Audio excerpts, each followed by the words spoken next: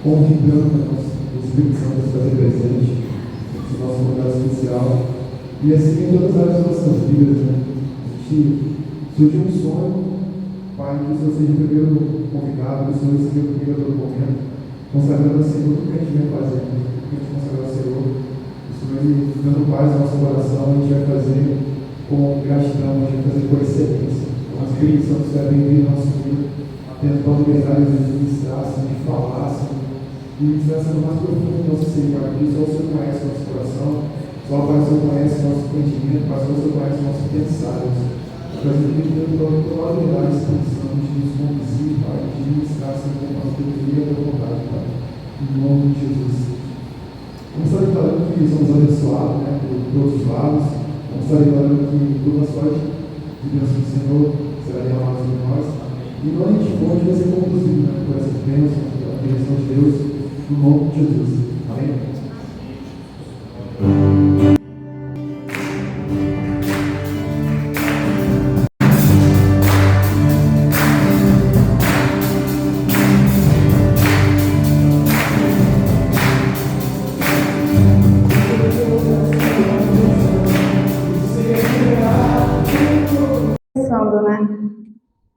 A vida com Jesus é tão gostosa, é tão boa. Não é uma vida fácil, é uma vida de renúncia. Somos seres humanos, todos passamos por lutas, dificuldades.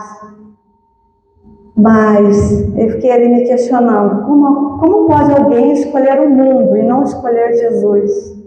Como pode alguém escolher uma vida de drogas, bebidas, promiscuidade, pecados, noitadas, baladas, e não escolher Jesus? Porque essa alegria que encontramos só em Jesus, ela não passa, ela não acaba. Como uma noite por aí, que às vezes volta para casa embriagado, triste, vazio. E lá fora, é isso que muitos jovens têm vivido. E eu fiquei observando, né?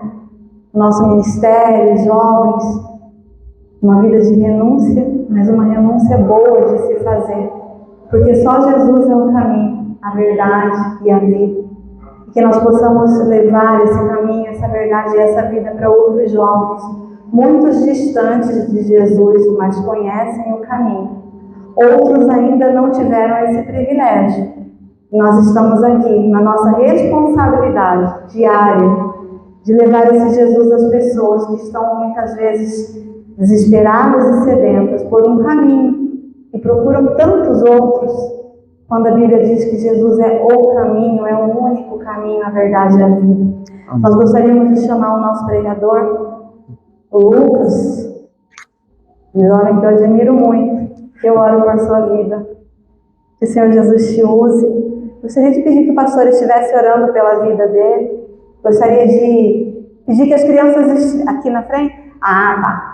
Onde estão as crianças? Para que o pastor ore pelas crianças, para sair da salinha e... já passou dessa fase. E... vem cá. Para você ir na escolinha. Vem. Aqui, ó. Eu vou passar a palavra para o pastor estar orando pelas crianças e pelo nosso pregador. Amém. Amém, meu irmão. Tirei todas as mãos, direção a essas crianças. Para você ministrar ali, ter o momento dela, o culto delas, no nome de Jesus. Amado Deus, aqui estão esses pequeninos. Pai, tua palavra diz: e que a mim, Deus, pequeninos. Padre Deus, abençoa, Pai, cada criança. Que ele venha, Pai, ser ministrado no nome da tua palavra. Que eles cresçam, Pai, esse entendimento, sabedoria, buscando cada vez mais intimidade com o Senhor. Vai ser com elas, Pai, que elas se tornem com você. Grandes homens e mulheres do Senhor, primeiro da sua palavra. Meu Deus, muito obrigado. É no nome de Jesus que oro e agradeço. Amém e amém.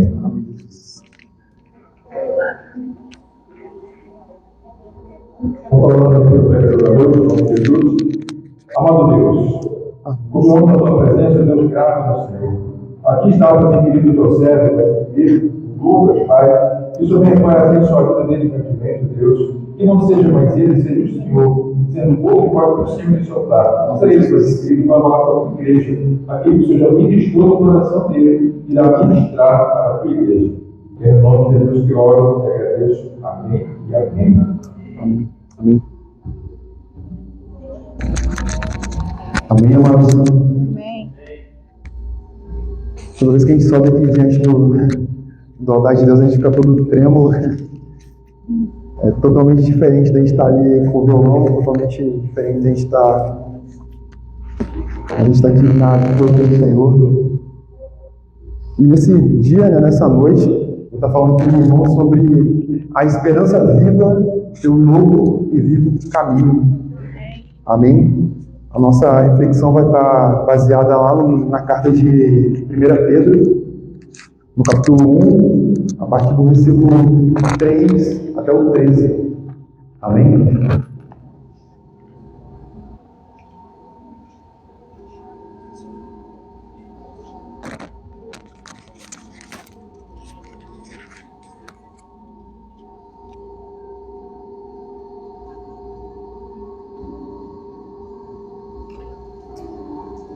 Amém?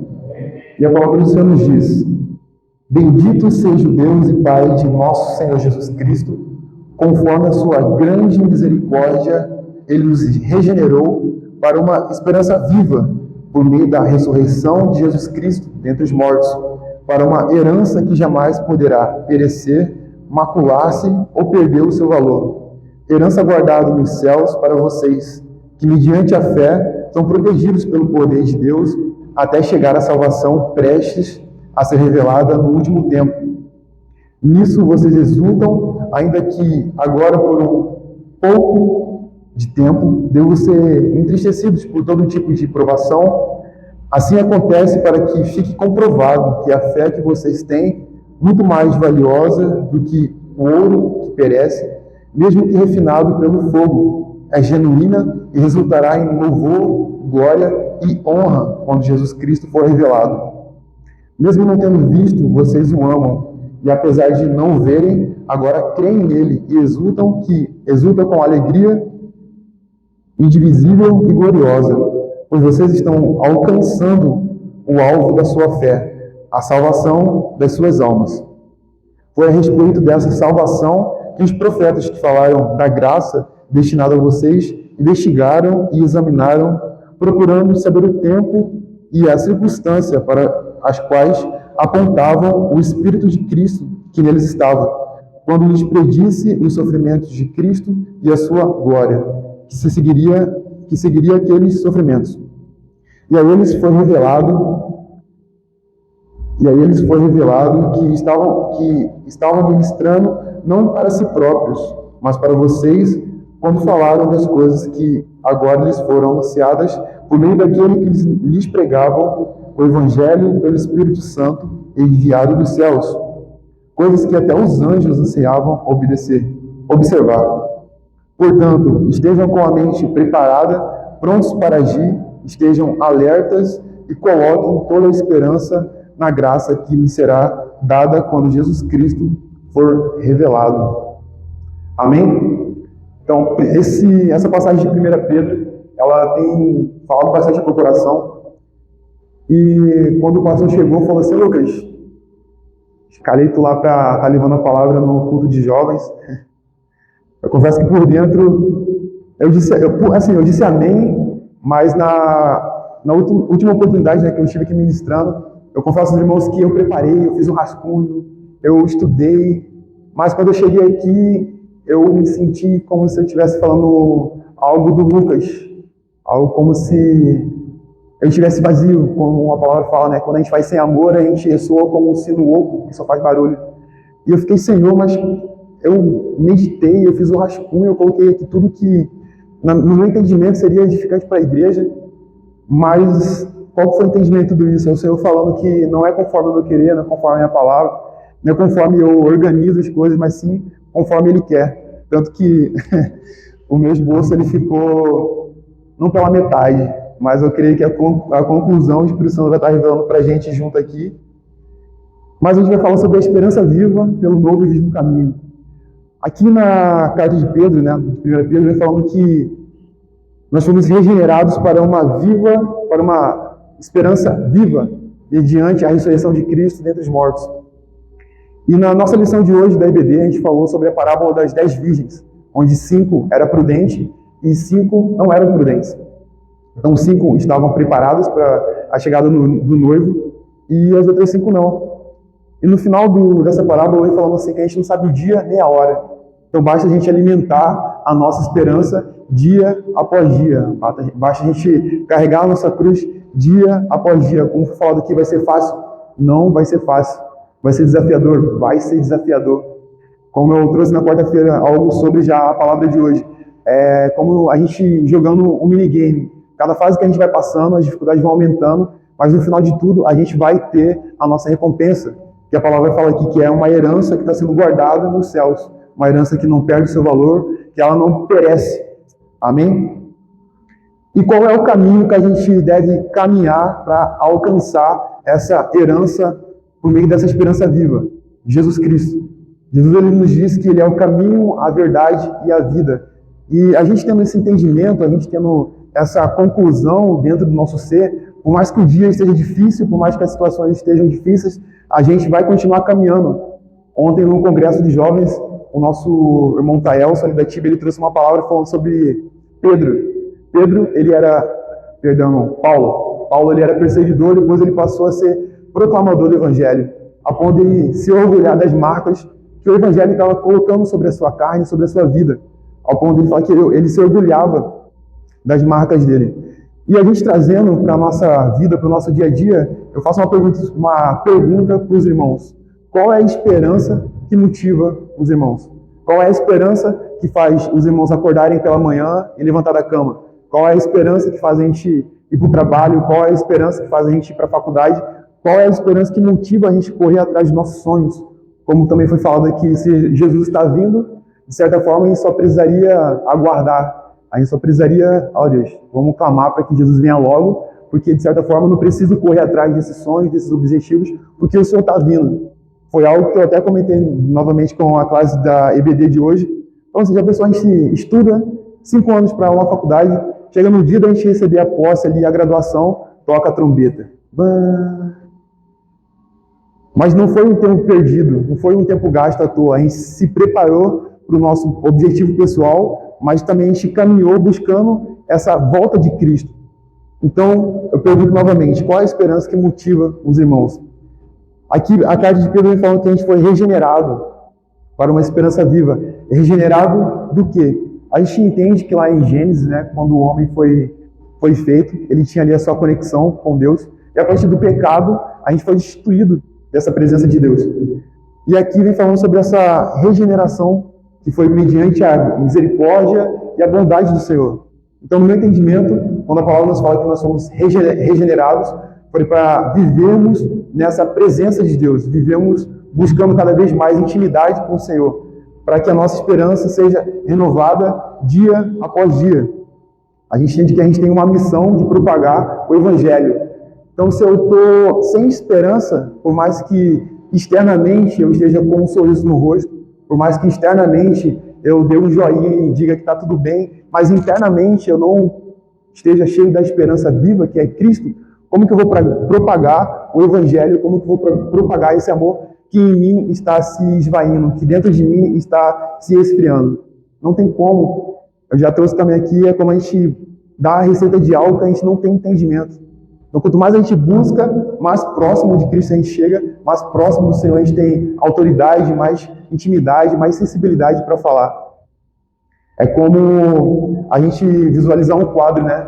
Os nossos pintores foram para a salinha, mas se a gente ganhar um quadro todo preto e branco, a gente tem a nossa opção de escolha de pintar conforme a gente querer. E quando a gente caminha sem a esperança viva que é Cristo, é como se fosse esse quadro sem pintar. Tudo é cinza, tudo é preto e branco, as coisas acabam ficando entediantes. O que fez aquelas 5 virgens não prudentes a não se prepararem para a vinda do noivo. Aquela espera delas se tornou entediante, que de certa forma elas poderiam, opa, calma aí, nosso azeite está diminuindo, nossa lamparina está se apagando, então vamos antecipar, né? Não vamos deixar apagar e vamos buscar mais azeite para a gente se preparar para a vinda do noivo. Então, se a gente olhar para a nossa vida sem esperança, sem essa esperança viva, a gente vai estar vivendo simplesmente por viver, né? A gente vai estar sobrevivendo, um dia após dia, até que aconteça algo, ou Cristo vem e nos leva, ou Cristo vem e a gente fica. Então, por isso cresce de importância a gente buscar, dia após dia, essa esperança viva. Antes de vir para cá, né, eu fiz uma pesquisa breve ali sobre a definição de esperança. E a palavra, e no Google, né, na internet, ali, se vocês vão usar um clique ali, vem falando assim, a esperança. A esperança é um substantivo feminino que define um sentimento de quem vê como possível. Define confiança, fé, expectativa, esperança e aguardo. Então, se eu alimento a minha esperança viva dia após dia, esse aguardo até a vida de Cristo não se torna tediante, ela se torna, de certa forma, alegre, ela se torna produtiva, porque eu estou sendo cheio e vou poder compartilhar daquilo que eu estou me alimentando. Amém? Os irmãos estão comigo? E é interessante que no início do versículo 3 ele fala assim, bendito seja o Deus e Pai de nosso Senhor Jesus Cristo. Esse nosso, a gente pode trazer como sendo uma característica de identidade. A gente vê lá na oração do Pai Nosso, Jesus Cristo compartilhando o Pai que até então era somente dele, como também sendo o nosso Pai, que ele declara, né? Pai nosso que estás no céu. Então a gente vê aqui que a gente tem uma identidade de filho, por isso a gente tem acesso a essa herança. Mas como que eu vou conseguir essa herança? Mediante a minha fé. Amém?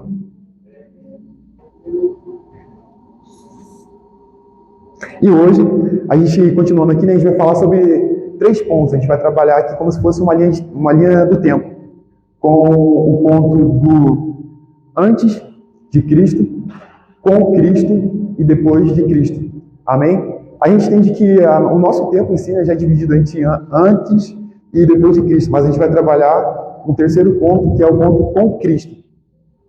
Como a gente está falando de esperança, se a gente olhar no Antigo Testamento, é curioso a gente parar para analisar o que motivava, né, os antigos profetas, o que motivava os personagens da Bíblia que a gente conhece a continuar caminhando. Se a gente parar para analisar a história de Moisés, o que motivou Moisés a ouvir a voz do Senhor, a se posicionar e enfrentar o faraó, buscando essa liberdade do povo israelita da escravidão. Então eu vou pedir para os irmãos, né, estarem abrindo lá em Êxodo 6, do versículo 2 ao 9.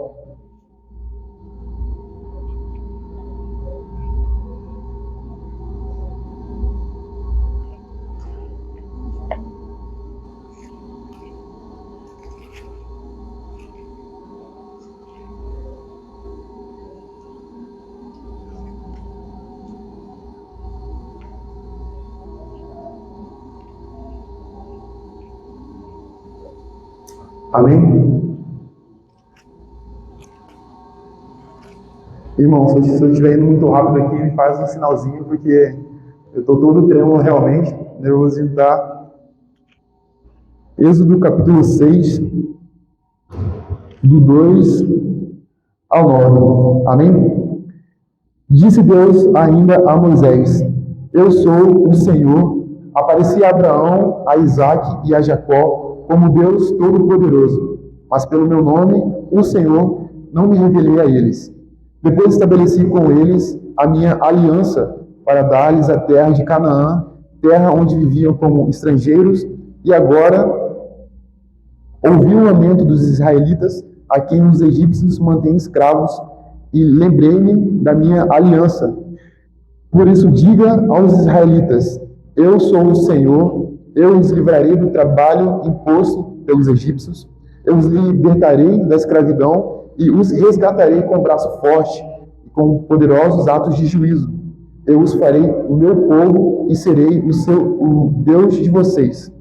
Então vocês saberão que eu sou o Senhor, o seu Deus. O livra do trabalho imposto pelos egípcios e o farei entrar na terra que com mão levantada jurei que daria a Abraão, Isaque e a Jacó, e darei a vocês como propriedade. Eu sou o Senhor. Versículo 9. Moisés declarou isso aos israelitas, mas eles não lhe deram ouvidos por causa da sua angústia, da cruel escravidão que sofriam.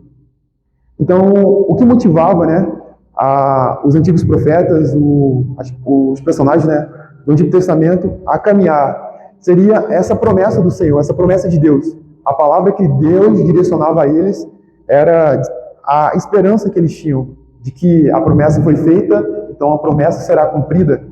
E nesse momento aqui na qual Deus pede para Moisés ir até o povo israelita e falar: ó, o Deus Todo-Poderoso vai vir, vai nos libertar e vai nos dar uma terra que foi prometida aos nossos antepassados.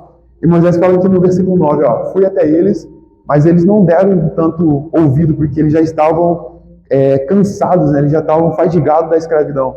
Então era um povo que estava sem esperança, mas Moisés ele foi alcançado por essa promessa de Deus, ele foi alcançado por essa palavra, a esperança que estava dentro dele se multiplicou, cresceu, ao ponto de realmente ele se posicionar e enfrentar o faraó, mediante ali as direções que Deus dava. Moisés, vai lá, e é isso. Ele ia voltar, ó Deus, não deu muito certo. Moisés, vai lá, e é isso.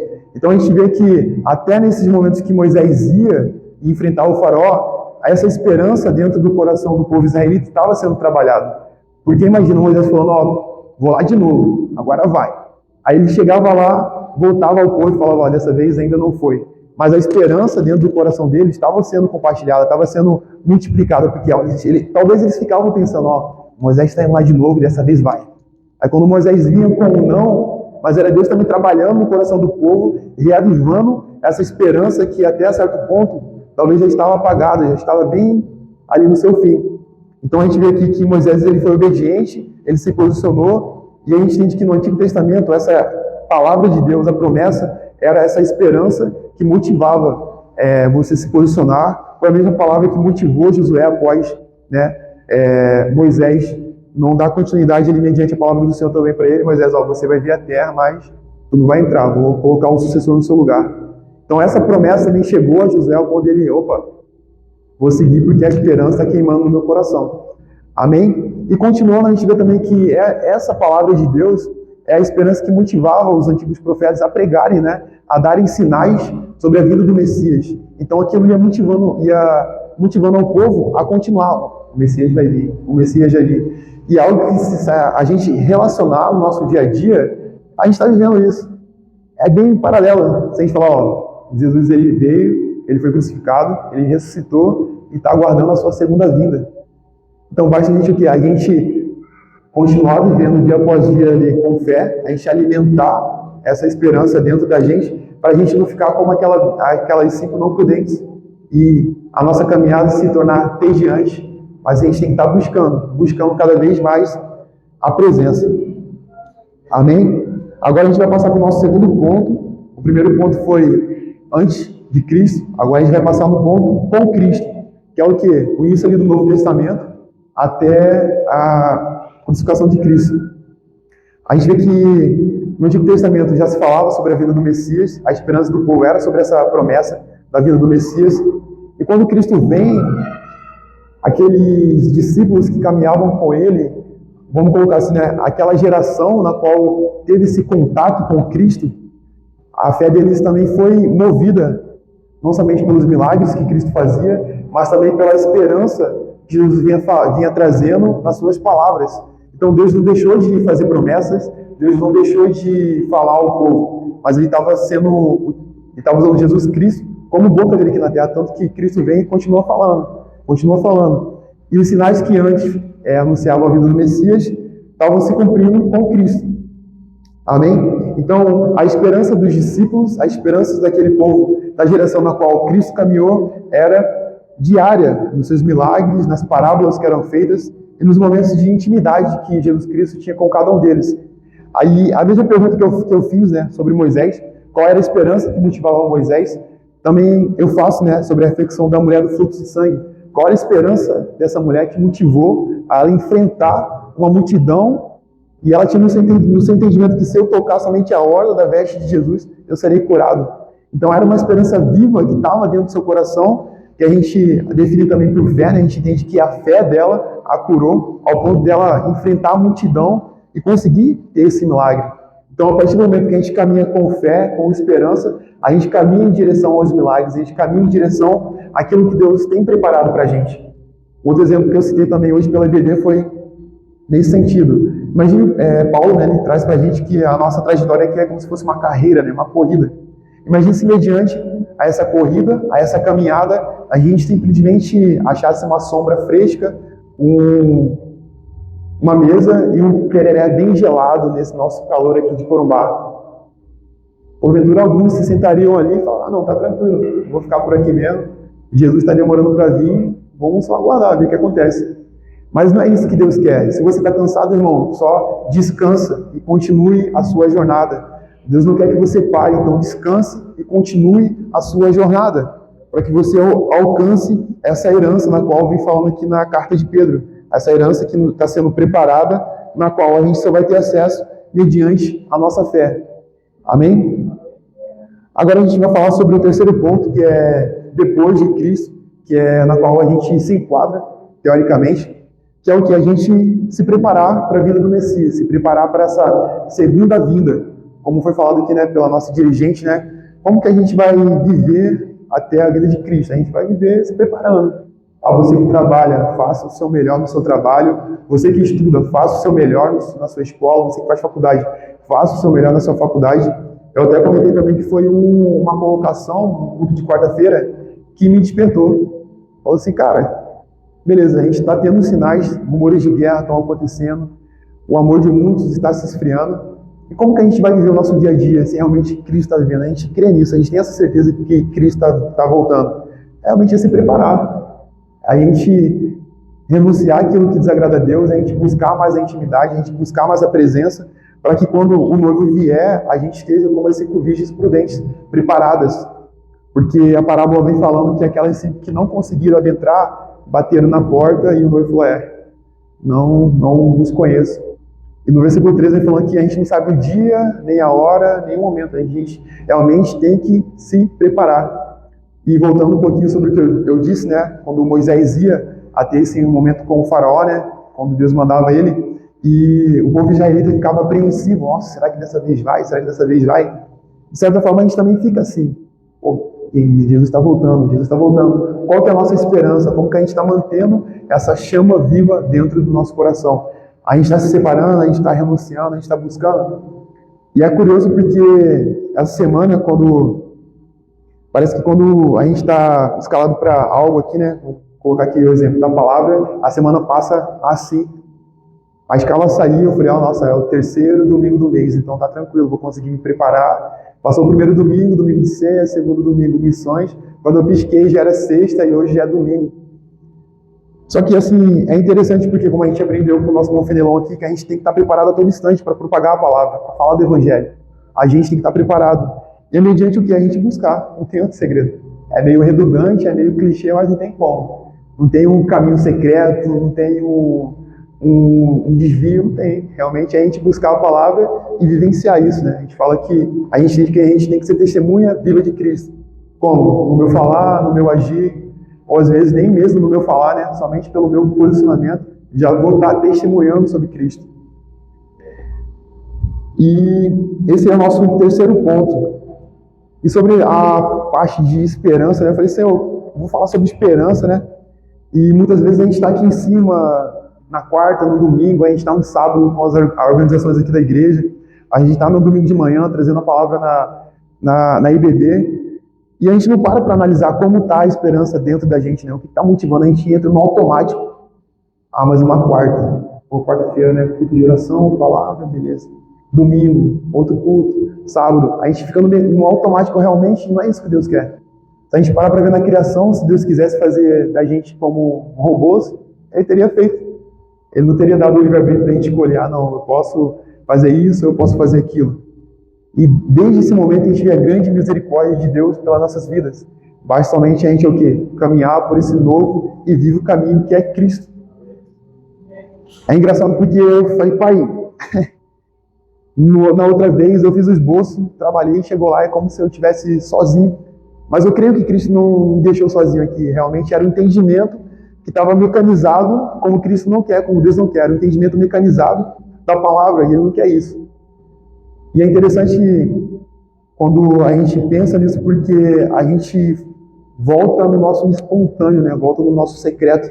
Eu já compartilhei também com o pastor Rodrigo que eu me prendo muito na questão do espontâneo, que é o nosso espírito louvando a Deus com aquilo que não está programado, realmente é seu espírito falando a Deus. Por isso que quando a gente faz aqui um momento de louvor, a gente deixa ali um fundo musical, não é porque a gente esqueceu a nota, porque a gente esqueceu a letra, não, realmente a gente quer que você se conecte com Cristo, a gente quer que você se conecte com Deus. É o nosso compartilhado secreto, né? Aquele exemplo de se todo mundo trazer um pouquinho daquilo que você compartilhou, o copo ele vai se encher e a gente vai estar cheio da presença de Deus. Então eu trago para os irmãos essa noite que possamos, né, buscar a caminhar nesse novo e vivo caminho que é Cristo, buscar dia após dia alimentar essa nova e viva esperança que é mediante a Cristo, porque o primeiro passo foi dado, né? A gente vê que falava-se sobre a vida do Messias, o Messias veio e a promessa se cumpriu. Então tem uma outra promessa da sua volta.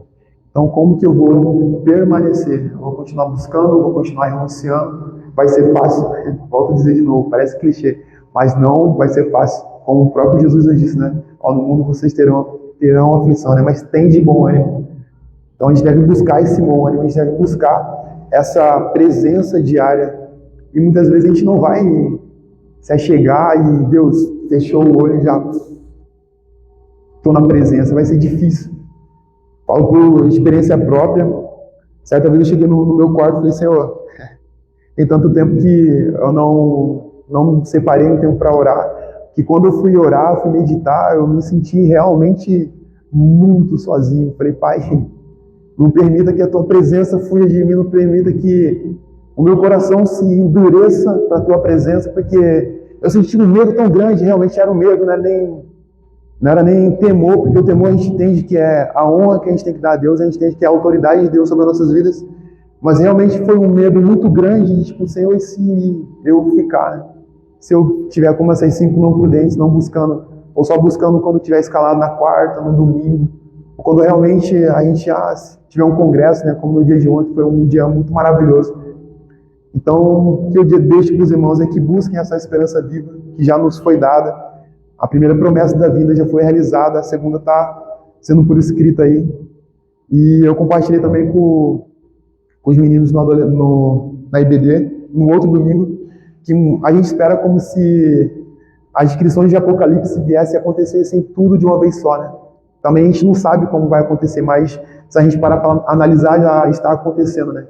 Então, assim, o checklist só está sendo ticado ali, né? Amém? Então, ficam com essa palavra, irmãos. Alimentem a esperança, viva a esperança de vocês, que é mediante a Cristo, é mediante esse novo e vivo caminho que é na presença do Senhor. Amém?